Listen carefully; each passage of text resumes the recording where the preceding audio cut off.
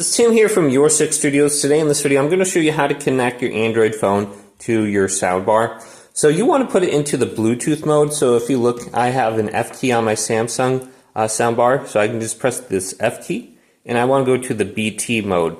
So it'll say BT on here. Now yours might be a little bit different, but once you go to BT, it says BT ready.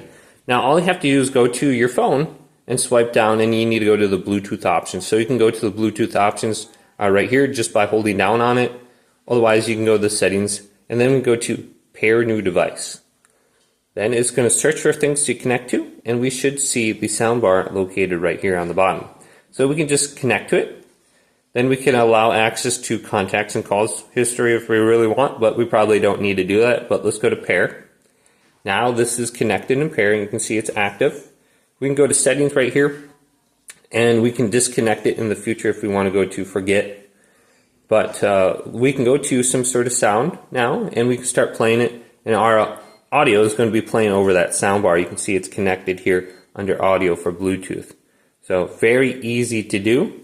Hopefully this video did indeed help you out.